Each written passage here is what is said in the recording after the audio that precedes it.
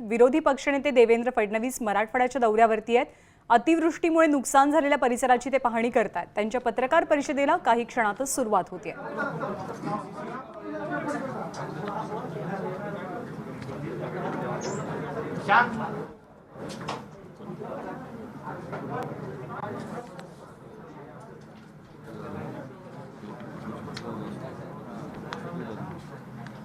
विरोधी पक्षनेते देवेंद्र फडणवीस आज उस्मानाबाद आणि लातूरच्या दौऱ्यावरती असतील।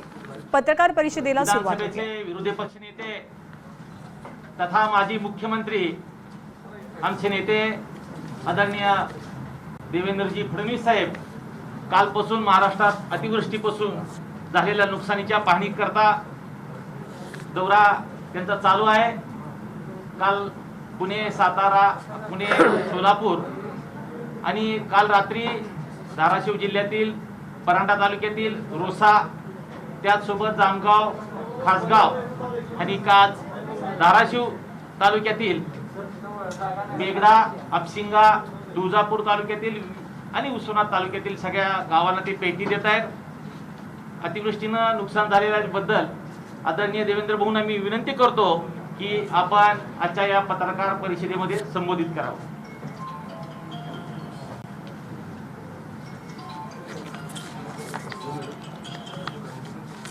या ऑक्टोबर महिन्यामध्ये चालू आहे का? हा सर।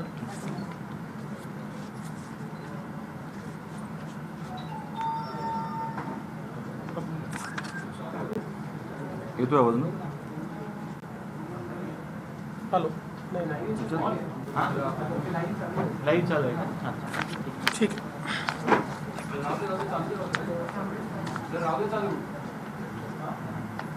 ठीक आहे।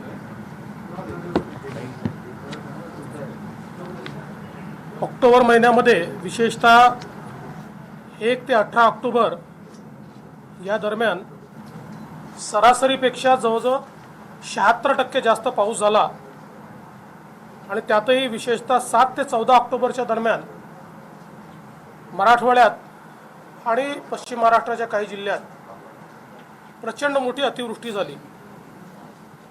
आपण बघितलं असेल तर एकूण सरासरीपेक्षा किती अधिक पाऊस झाला आहे तर उस्मानाबादमध्ये 453%, लातूरमध्ये 351%, सोलापूरमध्ये 259%, नांदेडमध्ये 203%, बीडमध्ये 190%, पुण्यामध्ये 143% आणि कोल्हापूरला 134% एवढा अधिक पाऊस झाला आहे। आणि या पावसामुळे अतोनात नुकसान हे शेतकऱ्यांचं झालं। विशेषतः ज्यांची पिकं कापणीला आली होती किंवा ज्यांनी पिकं कापून ठेवली होती अशा दोन्ही प्रकारच्या शेतकऱ्यांचं भयानक नुकसान यात झालंय। काल या अतिवृष्टीच्या संदर्भातला दौरा मी सुरू केला। पुणे, सोलापूर आणि उस्मानाबाद असा काल प्रवास केला। बारामती तालुक्यातल्या उंडवडीपासून आम्ही सुरुवात केली, ज्या ठिकाणी संपूर्णपणे पाणी भरलेलं आहे आणि शेती पूर्ण नष्ट झाली आहे। चारा देखील गुरांकरता उरलेला नाही। अतिशय वाईट अशा प्रकारची अवस्था त्या ठिकाणी आहे। दौंड तालुक्यामध्ये अनेक गावांमध्ये आम्ही गेलो। विशेषतः त्या ठिकाणी आपण काल माध्यमांनी देखील दाखवलं की ज्या प्रकारे गावाचा संपर्क तुटल्यानंतर मळद या ठिकाणी जवळजवळ 8 दिवस झाले प्रशासनही पोचलेलं नाही, त्या ठिकाणी वीजही नाही आणि गुरंढोरं वाहून गेली आहेत। पिकाचं पूर्ण नुकसान झालं आहे आणि मुख्य रस्त्याकडे येण्याकरता कुठलंही साधन नाही। त्यामुळे जो ओढा आहे त्या ओढ्यामध्ये दोरी बांधून पाण्यातनं त्या दोरीला पकडून यावं लागतं। अशा प्रकारची अवस्था त्या ठिकाणी आपल्याला पाहायला मिळाली। आपण खडकी, स्वामी चिंचोली, संसर, निमगाव, केतकी अशा अनेक ठिकाणी गेलो। अजून एका ठिकाणी आपण बघितलं की ओढ्याने पूर्ण रस्ता मधला तुटलेला आहे। आम्ही ओढ्यातनं त्या गावामध्ये गेलो आणि लोकांना भेटलो, पण अत्यंत अडचणीत लोक आहेत आणि त्या ठिकाणी खरं म्हणजे तिथले PI जे आहेत त्यांनी फार शौर्य दाखवल्यामुळे त्या ठिकाणी काही लोक वाचू शकले, पण काही लोक वाहून देखील गेले आणि विशेषतः प्राथमिक आरोग्य केंद्रामध्ये खूप मोठ्या प्रमाणात त्या ठिकाणी हानी झालेली आहे। आपल्याला पाहायला मिळाली. करमाळा तालुका असेल, परांडा तालुका असेल, या सगळ्या भागामध्ये खूप मोठ्या प्रमाणात आपल्याला नुकसान झालेलं दिसत आहे. विशेषतः याच्यामध्ये पिकाचं नुकसान तर झालंच आहे, पण त्यासोबत जमीन खरडून गेली आहे.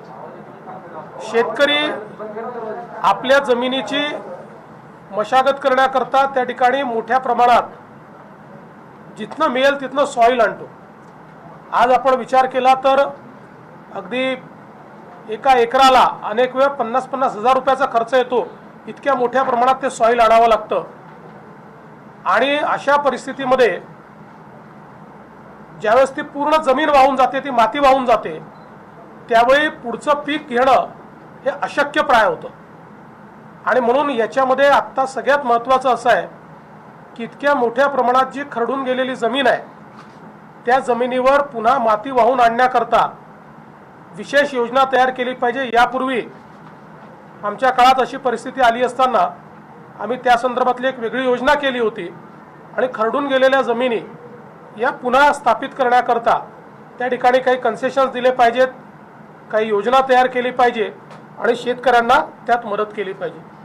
त्यासोबत हा सगळा वाहून गाळ हा पूर्णपणे शेतकऱ्यांच्या विहिरीमध्ये गेला.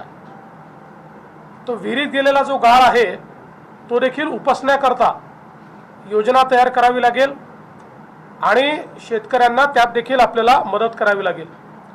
यासोबत मोठ्या प्रमाणात ज्यांचं ड्रिप इरिगेशन आहे ते वाहून गेलं आहे, इलेक्ट्रिक पंप वाहून गेलेले आहेत.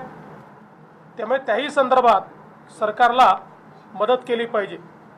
यासोबत आपण हे तर आहेच की ऊस असो, कांदा असो, कापूस असो, तूर असो, जी जी म्हणाल पिकं, मका असो आणि याच्यासोबत फळबागा यांचं प्रचंड मोठं नुकसान झालेलं आहे.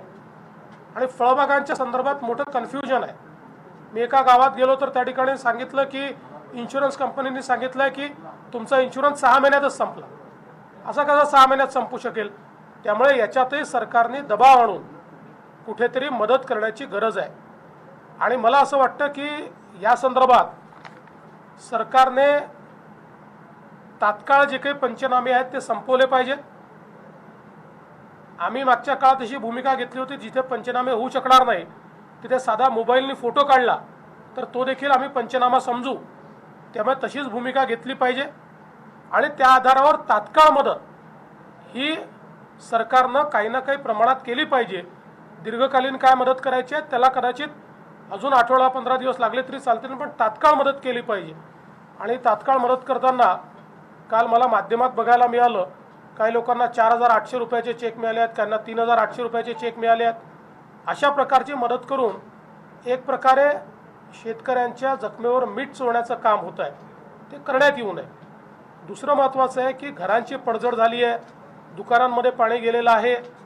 त्यामुळे त्याही करता अतिशय वेगानं एकतर तात्पुरते निवाऱ्यांचे काही ठिकाणी विषय असतील आणि त्यासोबत त्या घरांकरता त्यांना अनुदान देण्याचा विषय असेल, हे सगळे विषय हे तात्काळ या ठिकाणी करण्यात आले पाहिजेत.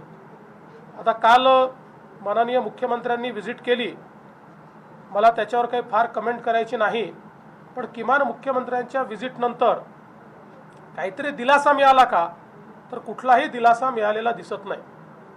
आणि आता खरं म्हणजे माननीय मुख्यमंत्र्यांना एक संधी आहे की वारंवार ते जे मागणी करत होते ते असतील, उपमुख्यमंत्री असतील, आता ती पूर्ण करण्याची एक संधी त्यांना आहे. आणि म्हणून मी आपल्यासमोर ते मागच्या वेळेस काय बोलले होते हे जाणीवपूर्वक माध्यमातून दाखवण्याचा प्रयत्न करतो आहे, म्हणजे त्यातनं आपल्या माध्यमातून त्यांना देखील आठवण त्याची येईल.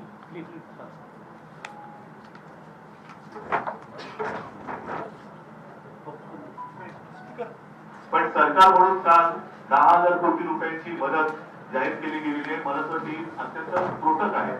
10,000 कोटी रुपयामध्ये काही होणार नाहीये. माझी तर किंवा शिवसेनेची अशी मागणी आहे की निकष नंतर तुम्ही लावत राहा, मोजपट्ट्या फुटपट्ट्या नंतर तुम्ही लावत राहा, पीक कापणी प्रयोग तुम्ही करत राहा, हे सगळं करत राहा तुम्ही, पण तातडीने प्रत्येक शेतकऱ्याला पर हेक्टर 25,000 रुपये हे दिले गेलेच पाहिजे. ही तातडीची मदत ही शेतकऱ्याला कोणती अट न घालता दिली गेली पाहिजे आणि दिली जायला पाहिजे. ही शिवसेनेची मागणी आहे. मी म्हणतोय की साधारणतः 25,000 ते 50,000 रुपये पर हेक्टर ही शेतकऱ्याची गरज आहे, मागणी नाही, ही गरज आहे आणि ही गरज सरकारने पूर्ण केलीच पाहिजे आणि त्याच्यासाठी शिवसेना आग्रही राहिली. ऐकलं नाही माझं तर म्हणणं आहे की प्रत्येकाला तातडीने किमान 25,000 रुपये पर हेक्टर हे ताबडतोबीने दिले गेलेच पाहिजेत आणि त्याची गरज जी आहे ती 25,000 ते 50,000 हेक्टर पर्यंतची आहे, हे मी मान्य केलेलंच आहे.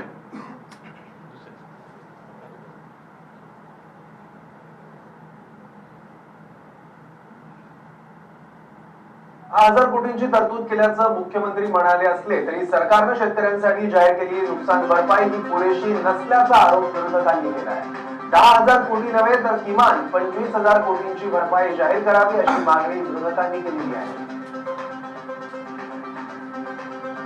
संपूर्ण महाराष्ट्रामध्ये अवकाळी पावसाने ज्या पद्धतीनं थैमान घातलं आणि नुकसान झालं, त्या नुकसानीचा अंदाज घेतला तर काही कोट एकर नुकसान झालेलं आहे भाजीपाल्याचं, फळबागांचं आणि सर्व पिकांचं. असं असताना 10,000 कोटीची मदत ही अतिशय तुटपुंजी मदत आहे. त्यांनी अजूनपर्यंत अंदाज घेतला नाही. त्यांनी काही माहितीच्याच आधारे ते 10,000 कोटी कशालाच पुरणार नाही. त्याच्यावर 10,000 रुपयाची 10,000 कोटी रुपयाची मदत म्हणजे तुटपुंजी मदत आहे. हे काय तुम्ही थट्टा चालू नये काय शेतकऱ्यांची? प्रचंड द्राक्षाचं, संत्र्याचं, डाळिंबाचं, बागांचं नुकसान झालेलं आहे. ती नुकसान भरपाई ही जवळपास 1.5 ते 2 लाख रुपये हेक्टर पर्यंत द्यावी लागेल आणि जे सोयाबीन आहे, कापूस आहे, कांदा आहे, ज्वारी आहे, बाजरी आहे, मका आहे, ही सगळी जी पिकं आहेत, तूर आहे, या पिकांचं पण एवढं प्रचंड नुकसान झालेलं आहे. आता ते खरीपाचं पीक तर वाया गेले, त्याच्यावर तिथं पण हेक्टरी 50,000 रुपये मदत या पिकांच्या करता झाली पाहिजे, हे आम्ही त्यांना सांगितलेलं आहे. आणि आता जी काही मदत जाहीर केलेली आहे ती पण मदत केंद्राची येतील, मग राज्यातील पीक विमा कंपनीचे पैसे येतील, मग आम्ही देऊ. कुणाचे पैसे यांचे तेव्हा येऊ द्या. सरकारने सेफ ऍडव्हान्स काढावा आणि ताबडतोब ते पैसे शेतकऱ्यांना द्यायला त्या ठिकाणी सुरुवात करावी. अशा प्रकारे संयुक्त पुरोगामी महाआघाडीची आमची त्या ठिकाणी मागणी आम्ही केलेली आहे. मला असं वाटतं की माननीय मुख्यमंत्री आणि माननीय मुख्यमंत्री यांनी जी अतिशय महत्त्वाची भूमिका मागच्या वेळेस घेतली होती, आता त्या भूमिकेचं निर्वहन करण्याची त्यांच्याकडे संधी आहे. त्या संधीचा त्यांनी योग्य उपयोग करावा. खरं तर मागच्या वेळेस मी काळजीवाहू मुख्यमंत्री होतो, तरी देखील मी हे घोषित केलं होतं की केंद्र सरकार किंवा कोणाच्याही मदतीची वाट न पाहता राज्य सरकार थेट मदत करेल. 10,000 कोटीची तात्काळ आपण त्या ठिकाणी तरतूद देखील केली होती आणि त्या संदर्भात मदतीचे वाटप देखील आपण सुरू केलं होतं. दुर्दैवाने त्यानंतर आपल्याला कल्पना आहे की मी पदावर राहिलो नाही आणि मग राष्ट्रपती राजवट लागली. परंतु मला असं वाटतं की जर सरकारमध्ये या ठिकाणी इच्छाशक्ती असेल तर इच्छाशक्तीचा वापर करून सरकार निश्चित मदत करू शकते. अन्यथा घोषणा करता येतात, पण त्या घोषणांनी कोणाचंही समाधान होणार नाही. आपल्याला माहिती आहे, एक इंग्रजीमध्ये आपण म्हणतो where there is will there is way. पण सरकारचं एकूण कामकाज कसं आहे की ज्याच्यामध्ये where there is will there is way and where there is no will there is only survey. त्याच्यामुळे केवळ असा सर्वे करण्यापुरतं मला असं वाटतं मर्यादित राहू नये, तर निश्चितपणे सरकारने ठोस मदत या ठिकाणी करावी. आणि मी कुठलंही राजकारण याच्यामध्ये मला करायचं नाही, मी पहिल्या दिवशीपासून करत नाही आहे. पण मला आश्चर्य वाटतं जे सत्तेत असतात त्यांनी संयम दाखवायचा असतो, पण सत्तेतले लोकच इतकं राजकीय बोलत आहेत, त्यांना शेतकऱ्याशी काही घेणं देणं आहे की नाही आहे हेच समजायला या ठिकाणी समजत नाही. आणि मग ही मंडळी जर इतकं राजकीय बोलत असतील तर मला असं वाटतं की ते योग्य नाही आहे. आत्ता संवेदनशीलता दाखवली पाहिजे आणि संवेदनशीलता दाखवून या ठिकाणी शेतकऱ्याला मदत केली पाहिजे. दुसरा मुद्दा, काही झालं की केंद्र सरकारकडे टोलवायचं,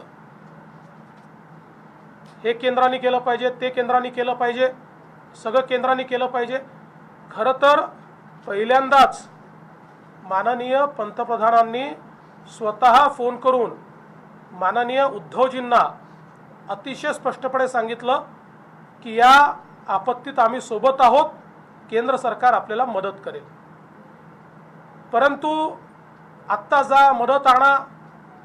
मला आश्चर्य वाटतं, काल आदरणीय पवार साहेबांनी सांगितलं की मदतीला 1-1.5 महिना लागेल, कारण पहिले पंचनामे होतील, मग पंचनामे झाल्यानंतर त्या ठिकाणी SDOकडे जाईल, मग अजून काय कलेक्टरकडे जाईल, मग त्याच्यानंतर डिव्हिजनल कमिशनरकडे जाईल, मग त्याच्यानंतर उपसचिवाकडे जाईल. जे काही त्यांनी पद्धत आहे ती पद्धत सांगितली आणि त्यामुळे याला संपूर्ण गोष्टीला वेळ लागेल.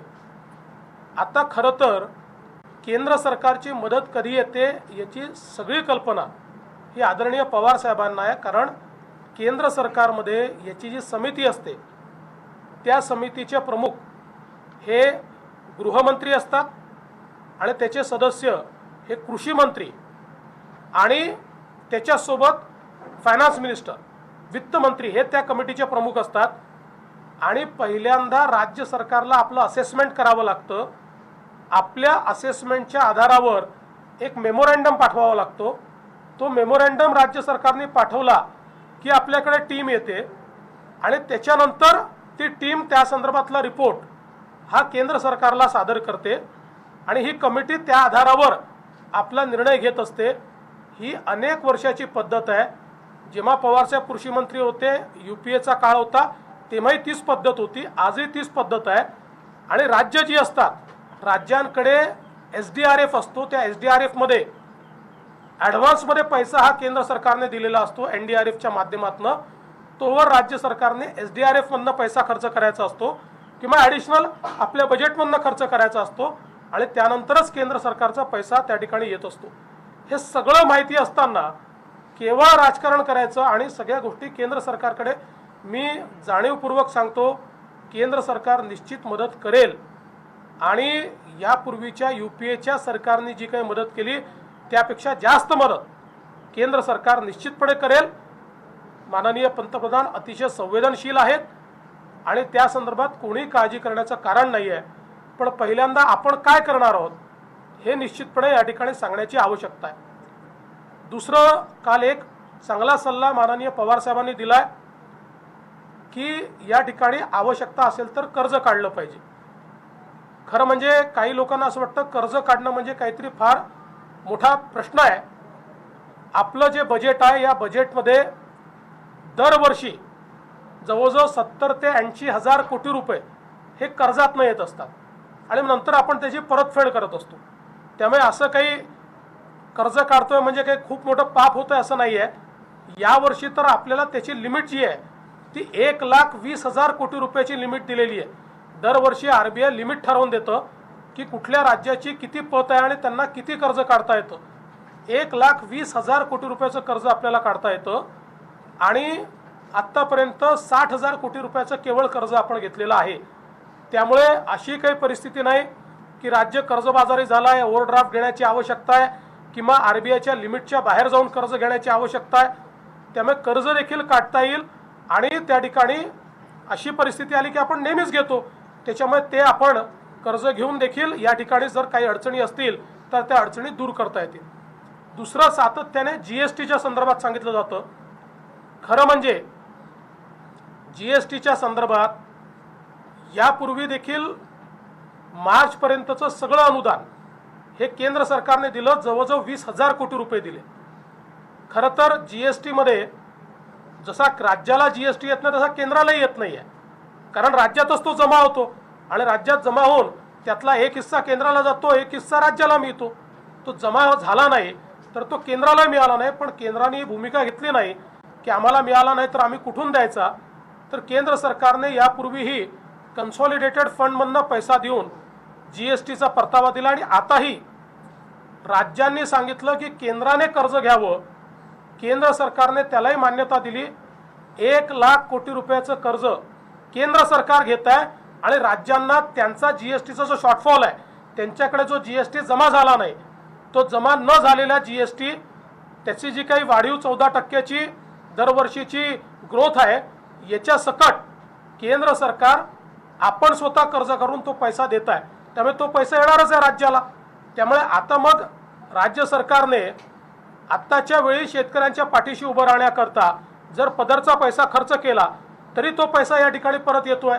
आणि म्हणून मला असं वाटतं की उगीच बहाणे सांगू नये.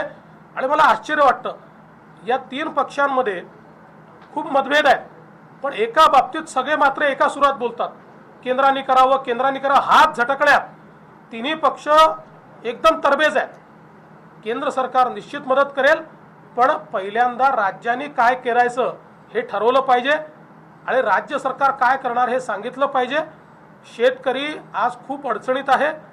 अडचणीत असलेल्या या शेतकऱ्याला आज या ठिकाणी तात्काळ मदतीची आवश्यकता आहे. आणि म्हणून आमची विनंती आहे, मी पुन्हा एकदा सांगतो, तुम्ही राजकीय बोलाल तरच मी राजकीय बोलेन. मी काल दिवसभर बोललो नाही, पण तुम्ही राजकीय बोलाल तर राजकीय उत्तर त्याला देईल. मला राजकारणात रस नाही आणि शेतकऱ्यांनाही राजकारणात रस नाही. आणि माझी हात जोडून विनंती आहे, सत्तारूढ पक्षाला तुमची जबाबदारी मोठी आहे, मुख्यमंत्र्यांची जबाबदारी मोठी आहे. संवेदनशीलता दाखवून मला असं वाटतं की या संदर्भात राजकीय भाष्य करण्याच्या ऐवजी शेतकऱ्याला काय दिलासा देता येईल अशा प्रकारचं वक्तव्याची अपेक्षा आम्ही माननीय मुख्यमंत्र्यांकडनं करतोय. देवेंद्रजी, केंद्र सरकार राज्य सरकारचा वाटा देते असं म्हणाला आणि तो कर्ज काढून पण मूळतः महाराष्ट्राचे काही पैसे खरंच केंद्र सरकारकडे राहिलेले आहेत का आणि त्याबद्दल केंद्राची भूमिका? जे काही असं आहे की दर 3 महिन्यांनी आपल्याला GSTचा जे आपण ठरवलं आहे की इतका GST येईल, त्यात जी काही कमतरता येते ती केंद्र सरकार आपल्याला भरून देतो. कारण 5 वर्षाकरता केंद्राने आपल्याला सांगितलं आहे की तुमचं कलेक्शन जर कमी झालं तर ते कलेक्शन आम्ही आमच्याकडनं देऊ. या संदर्भात मागच्या वर्षी आपलं जे कलेक्शन कमी झालं ते 20,000 कोटी कमी झालं, ते मार्चपर्यंतचं पूर्ण दिलं. आता मार्च नंतरचं जे आहे ते देखील केंद्र सरकारने द्यायची तयारी दाखवली आहे. त्यामुळे केंद्र सरकार ते त्याच्यानंतरचे 2 दिले आहेत आणि केंद्र सरकार ते देते. पण त्याचवेळी अजून एक गोष्ट जाणीवपूर्वक हे सरकार सांगत नाही की आपल्याला केंद्रीय करातनं जो हिस्सा मिळतो त्याचे हिस्से ठरले असतात, ते दर 2 महिन्यांनी किती मिळतील. पण त्याच्यातला नियम असा आहे की केंद्रीय कर जे आहे ते जेवढे केंद्र सरकारकडे जमा होतील त्याच्या 42% पैसा हा राज्यांना मिळतो आणि त्यात प्रत्येक राज्याचा हिस्सा ठरलेला असतो. आता केंद्र सरकारने तर हे म्हटलं पाहिजे की आमच्या इकडे कर जमा झाले नाही आहेत, त्यामुळे आम्ही पैसा द्यायचा कुठनं. पण केंद्राने भूमिका घेतली, कर जमा झाला नसला तरीही जेवढा कर आम्ही अपेक्षित केला होता आधी बजेट मांडताना तेवढाच कर समजून प्रत्येक राज्याचा हिस्सा आम्ही देऊ आणि त्याप्रमाणे केंद्र सरकार राज्यांना हिस्सा देते आहे. खरं म्हणजे मला कधी कधी आश्चर्य वाटतं की कोरोनाच्या संकटामुळे आर्थिक संकट जसं राज्यावर आहे तसं केंद्रावरही आहे. हे खरं आहे की केंद्राकडे शक्ती अधिक असते, त्यामुळे त्याचा उपयोग करून केंद्र मदत करते. पण जी ओरड महाराष्ट्रात सातत्याने कांगाव्यासारखी पाहायला मिळते ती इतर राज्यात मिळत नाही. कारण काय आहे की आपल्याला जर नुसती टोलवाटोलवी करायची असेल तर मग अशा प्रकारे आरडाओरड त्या ठिकाणी होते. अडचणी निश्चित आहेत, पण त्यातनं केंद्र सरकार मदत करते आहे, बाहेर काढते. आणि महाराष्ट्र एक सक्षम आणि समृद्ध राज्य आहे. महाराष्ट्राला 22,000 कोटी रुपये हे उभं करणं कठीण नाही आहे. त्यामुळे शेतकऱ्यांना मदत देण्याकरता उगीच कारणं सांगणं हे योग्य नाही आहे. याच आता तुम्ही ज्या क्लिप दाखवल्या, खरं तर मुख्यमंत्री उपमुख्यमंत्री यामध्ये आहेत, पण 2 दिवसापूर्वी शरद पवार यांचा देखील दौरा पार पडला. ज्यावेळी सत्तेत नव्हते त्यावेळी त्यांचीच अशीच काहीशी भूमिका होती. कोल्हापूर सांगलीचं उदाहरण असेल किंवा याआधी झालेलं, त्यांनी देखील अशीच तात्काळ मदत 25 ते 50,000 हेक्टरी असेल किंवा फळबागाचं नुकसान असेल आणि खास करून पवार स्वतः यातली जाणकार नेते आहेत, जमिनीचं नुकसान त्यांना माहिती आहे. हे सगळं त्यांनी जमिनी भरून काढण्यासाठी देखील एक वेगळी रक्कम त्यावेळी मागितली होती. आता पवार तसं काही बोलताना दिसत नाही. तुम्ही कसं बघताय? वेगवेगळी भूमिका. आत्ताची परिस्थिती अशी आहे की या सरकारचा नाकर्तेपणा झाकण्याकरता पवार साहेबांवर जबाबदारी आहे. त्यामुळे पवार साहेबांना माहिती आहे की त्यांना फक्त डिफेन्स करायचा आहे या सरकारचा आणि त्याप्रमाणे ते काम उत्तम करत आहेत. पवार साहेबांना एवढा जाणकार या राज्यात दुसरा कोणीच नाही. केंद्राची क्षमता काय आहे, राज्याची क्षमता काय आहे, नियम काय आहेत, कायदे काय आहेत याची 100% माहिती त्यांना आहे. फक्त आत्ता ते आवश्यक तेवढंच बोलत आहेत, हे सरकार डिफेंड होईल एवढंच ते बोलत आहेत. सर, काल तुम्ही जे दौरे केले दिवसभरात तिथं त्या सामान्य शेतकऱ्यांपर्यंत गावकऱ्यांपर्यंत प्रशासन पोहोचताना दिसतं का? कारण तुमचे दौरे आले होते आणि जण सांगतात की शासन पोहोचलेलंच नाही. हे खरं आहे, म्हणजे आपल्यापैकी अनेक लोक, माध्यमांचे लोक देखील माझ्यासोबत होते. जिथे जिथे आम्ही गेलो बहुतांश ठिकाणी लोकांचं म्हणणं होतं की प्रशासन आमच्याकडे पोचलेलं नाही, आमच्याकडे कोणी येऊन बघितलेलं नाही, आमच्याकडे पंचनामे झालेले नाहीत. अशा प्रकारची तक्रार ही बहुतांश ठिकाणी त्या ठिकाणी आलेली आहे. आणि म्हणून मला असं वाटतं की अधिक प्रशासनाने जागरूकतेनं काम करण्याची आवश्यकता आहे. देवेंद्रजी, सरकारी पातळीवरती तहसीलदार असतील किंवा उपजिल्हाधिकारी असतील, अनेक तहसीलदारांना जास्तीत जास्त गावात गेलेले आहेत. त्यांच्या कामाचा व्याप वाढलेला आहे, अनेक अधिकाऱ्यांच्या पोस्टिंग देखील झालेली आहे. त्यामुळे सरकारी यंत्रणेमध्ये मोठा भर पडतो त्यांना. मला असं वाटतं की अशा परिस्थितीमध्ये ॲडिशनल यंत्रणा काय उभी करता येईल त्याचा विचार केला पाहिजे. यंत्रणा पूल केली पाहिजे.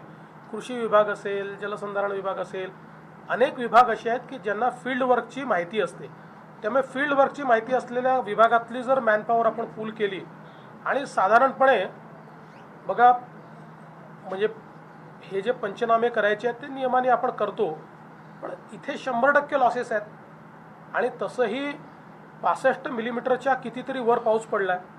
65 मिलीमीटरवर ट्रिगर तर ऑलरेडी म्हणजे दाबलं गेलेलं आहे. जो काही आपला कायदा आहे त्या कायद्याप्रमाणे 65 मिलीमीटरच्या वरचा पाऊस पडल्याबरोबर ऑलरेडी ट्रिगर दाबलं जातं. त्यामुळे त्या ठिकाणी ओला दुष्काळ ही संज्ञा आपण वापरतो, त्याला ओला दुष्काळ ते वापरत नाहीत, पण ते तशी परिस्थिती तयार झाली आहे असं ऑलरेडी मानलं जातं. म्हणून मला असं वाटतं की आत्ता वेगवेगळे विभाग जर पूल केले तर हे अतिशय वेगानं आपल्याला करता येईल. सर, दुसरा प्रश्न आहे, प्रामुख्याने ज्या खेळ्यांचे प्रभाव आहेत, ज्या मोठ्या प्रमाणात त्यांना इन्शुरन्स कंपन्या या ठिकाणी टाळटाळ करत आहेत, तर या इन्शुरन्स कंपन्यांसोबत आणि सरकारवर तुम्ही दबाव आणणार आहात, कारण की त्यांना इन्शुरन्स कंपन्यांसोबत कुठली शाश्वती दिली जाते? नाही, निश्चितपणे हे अगदी खरं आहे की इन्शुरन्स कंपन्यांवर दबाव तयार करावाच लागतो. मागच्या काळात आपण 4-4 हजार कोटी रुपयाचा इन्शुरन्स मिळवला, तो या कंपन्यांवर दबाव तयार करूनच मिळवला. पण आत्ता केळीच्या संदर्भात ठीक आहे, जुन्या याच्यात तर आहे, पण आत्ता जी काही नव्याने इन्शुरन्सचा जो विषय केळीच्या संदर्भात आहे, मी परवाही मुख्यमंत्र्यांना पत्र लिहिलेलं आहे. आमच्या काळामध्ये हरिभाऊ जावळे स्वर्गीय यांची एक समिती आम्ही तयार केली होती आणि केळीच्या इन्शुरन्सचे काही निकष तयार केले होते. आता सरकारने ते निकष बदलून त्याच्या निविदा काढल्या आणि त्यामुळे आता जे काही इन्शुरन्सचे निकष राज्य सरकारने तयार केले आहेत त्यात केळी उत्पादक शेतकऱ्याला काहीच मिळू शकत नाही. आणि म्हणून आम्ही केंद्र सरकारशी बोललो त्यावेळेस त्यांनी सांगितलं की राज्याला हे निकष बदलावे लागतील, राज्याला त्याचं पुन्हा टेंडर काढावं लागेल. आम्ही पुन्हा राज्य सरकारला विनंती केलेली आहे की राज्य सरकारने हे निकष जर बदलले नाही तर इन्शुरन्स कंपन्यांना पैसा जाईल, पण नुकसान झाल्यानंतर एकही पैसा शेतकऱ्याला मिळणार नाही. तर मला असं वाटतं की अशा ज्या बाबी आहेत त्या समजून घेऊन त्याच्यावर तात्काळ निर्णय हा केला पाहिजे. पाण्याचा विसर्ग या सगळ्या परिस्थितीला कारणीभूत आहे असं तुम्हाला वाटतं? नाही, बघा, अनेक गोष्टी असू शकतात. शेवटी कसं आहे की इतकी प्रचंड अतिवृष्टी झाल्यानंतर धरणातला विसर्ग वाढवावाच लागतो, कारण शेवटी धरणाची एक लिमिट असते. त्यामुळे त्यावेळी तिथे काय आवश्यक मला असं वाटतं की निर्णय करायचे आहेत ते निर्णय करावे लागतात. त्यामुळे विसर्गामुळे झालं असेल. काही ठिकाणी असं लक्षात आलं की मला लोक असं सांगत होते की चारीकडनं पाणी आलं, त्यामुळे पाणी कुठनं येतं आहे, कारण थोडा डोंगराळ भाग आहे, त्यामुळे कुठनं पाणी येतं हे आम्हाला समजलं नाही आणि 1 तासभरात गाडीच्या वर पाणी, बसच्या वर पाणी गेलं. तर त्यामुळे खूप मोठ्या प्रमाणात अतिवृष्टी आहे. त्यामुळे मला असं वाटतं की आता याची कारणं काय आहेत त्या कारणांचा विचार तर आपण नंतर करू. आता मदतीचा विचार हा मोठ्या प्रमाणात केला पाहिजे. मुख्यमंत्र्यांनी दौरा केला, त्याच्यावर देखील टीका होती. एकतर खूप कमी काळाचा कालावधीचा दौरा होता. त्यानंतर ते शेतकऱ्यांच्या बांधावर न जाता पुलावर त्यांनी पाहणी केली आणि त्यानंतर लोकांना आश्वासन वाटेल, आश्वासनकारी वाटेल अशा गोष्टीची घोषणा देखील केली. दौऱ्याकडे कसं होतं? हे बघा, आता मुख्यमंत्र्यांनी दौरा केला आहे. खरं म्हणजे लोकांची अपेक्षा होती मुख्यमंत्र्यांनी चांगला सघन दौरा करावा, पण जो काही त्यांनी दौरा केला असेल, मी यापूर्वीही कधीही मुख्यमंत्र्यांच्या दौऱ्यांवर टीका केली नाही. ते घरून निघाले नाही यावरही मी कधी टीका केली नाही.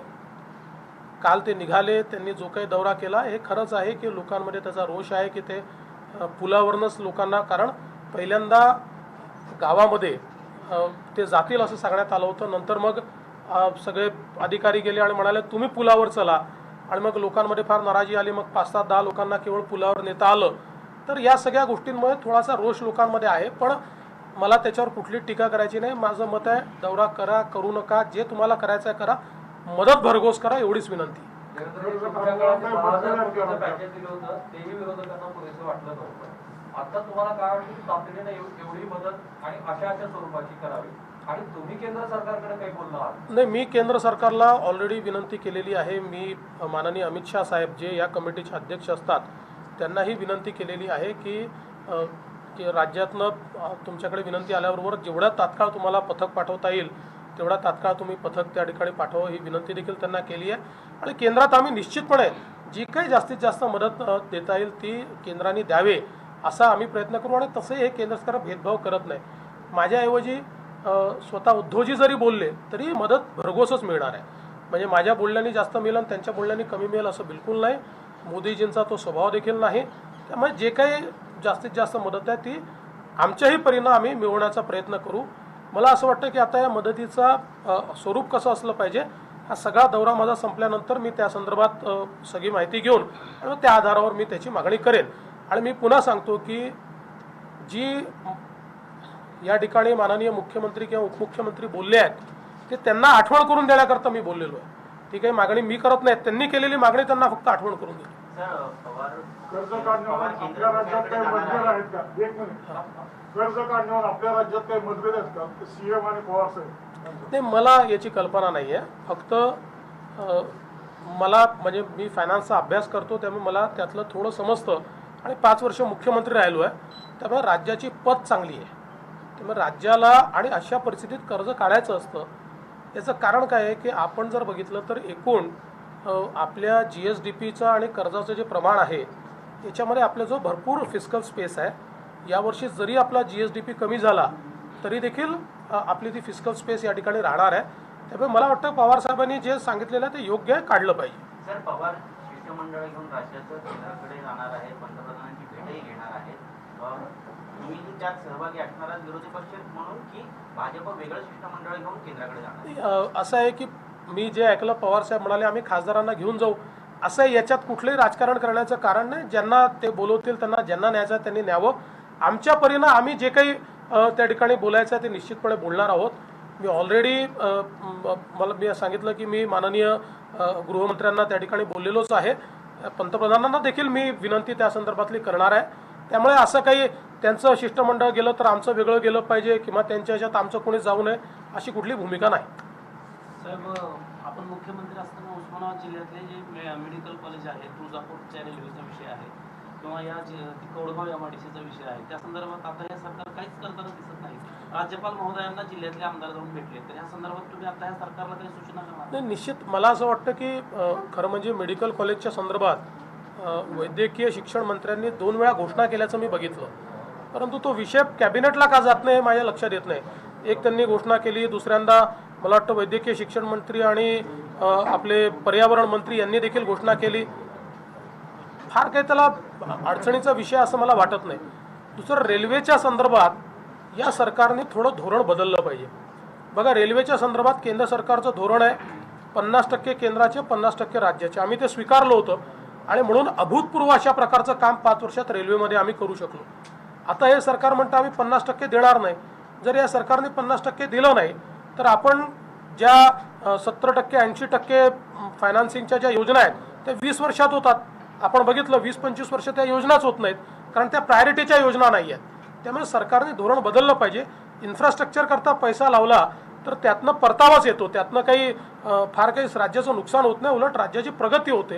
आणि म्हणून ते धोरण देखील सरकारने बदललं पाहिजे. दुसरं, MIDCच्या संदर्भातही विशेषतः टेक्निकल टेक्स्टाईलच्या संदर्भात इथे मोठ्या प्रमाणात संधी आहेत. आम्ही त्या संदर्भात राणादादा आणि मी आपल्या स्मृती इराणीजींशी बोललो होतो आणि त्यांनी त्यात उत्सुकता दाखवली होती. तर सरकारने पुढाकार घेतला तर आम्ही देखील त्यात मदत करू. 22 ऑक्टोबरचा नवीन मुहूर्त सांगितला जातोय, 22 तारखेला प्रवेश करतोय. असे मुहूर्त रोज सांगितले जातात, मी त्याच्यावर बोलणार नाही. मुंबईमध्ये महिलांना प्रवास करण्याची जी परवानगी राज्य सरकारने दिली होती ती रेल्वेने नाकारली. थोडा वेळ घेतलाय. थोडक्यात केंद्र सरकार किंवा रेल्वे जबाबदारी झटकते किंवा पुढे ढकलत आहे. असं आहे की रेल्वेने अतिशय स्पष्टपणे सांगितलं की पूर्ण माहिती दिल्याशिवाय रेल्वे सुरू करता येणार नाही. तुम्ही आज पत्र पाठवाल आणि उद्या रेल्वे सुरू करा म्हणाल, असं होत नाही. त्या संदर्भात कोणाला परवानगी द्यायची आहे, किती रेल्वे लागणार आहेत, कुठून परवानगी द्यायची आहे, कुठून कुठे चालवायची आहे, ही माहिती दिल्यानंतर ती लगेच तात्काळ सुरू करता येईल. त्या संदर्भात रेल्वेने माहिती मागितली आहे. ती जर राज्य सरकारने दिली तर रेल्वे निश्चित चालवेल. आणि बोंडे यांनी सांगितले त्या तांत्रिक चुका नेमक्या काय आहेत आणि त्याच्यावर सरकारने चौकशी समिती नेमली आहे, वेश पाहून नेमलेली आहे असं त्यांनी म्हटलं. सर त्याला लागूनच जरीची चौकशी लागली आणि जे केंद्रानं 3 कृषी विधेयक केले त्यामध्ये असं आहे की हमी भाव जे आहे तो यापुढे सरकारला ठरवण्याचा अधिकार नाही, तो अॅमेझॉन कंपनीला बहाल केलेला आहे असं काल शरद पवारने स्टेटमेंट केलं. पवार साहेब असं स्टेटमेंट करतील असं मला बिलकुल वाटत नाही. याचं कारण पवार साहेब कधीही चुकीचं बोलत नाहीत. हे जी काही विधेयकं आलेली आहेत या विधेयकांची सुरुवात ते मंत्री असतानाच्या काळातच झालेली आहे. त्यांच्या ज्या कमिट्या होत्या त्या कमिट्यांनीच या संदर्भातली शिफारस केलेली आहे. नव्हे तर मी त्यांच्या आत्मचरित्रातला एक भागच वाचून दाखवला की ज्यात त्यांनी हे का केलं पाहिजे हे त्यांनी सांगितलेलं आहे. त्यामुळे जाणीवपूर्वक कोणीतरी अशा प्रकारे जर चुकीचं पसरवत असेल, हमी भावाचा सगळा अधिकार 100% केंद्र सरकारकडे आहे. केंद्र सरकारने तो राहील हेच सांगितलेलं आहे. या कुठल्याही विधेयकाने हमी भावावर कुठलाही परिणाम होत नाही आहे आणि केंद्र सरकारने ते कृतीतनं दाखवलं आणि यावर्षी सगळ्या गोष्टींचा हमीभाव केंद्र सरकारने वाढवला आहे. त्यामुळे हमीभावावर याचा कुठलाही परिणाम नाही. जलयुक्त शिवारच्या संदर्भात जी काही चौकशी राज्य सरकारला करायची असेल ती त्यांनी जरूर करावी. सगळ्यात महत्त्वाचं असं आहे की हे काही मंत्रालयात सह्या करून टेंडर दिलेली कामं नाही आहेत. 6 लाख कामं त्या ठिकाणी झालेली आहेत. या 6 लाख कामांमध्ये सगळी कामं ही विकेंद्रित पद्धतीनं झाली. जिल्हाधिकारी याचे प्रमुख होते. त्याच्या अंतर्गत जिल्हा परिषदेने कामं केली, कृषी विभागाने कामं केली, जलसंधारण विभागाने कामं केली, वन विभागाने कामं केली. साधारणपणे ॲव्हरेज 1 लाखापासून तर 5 लाखापर्यंत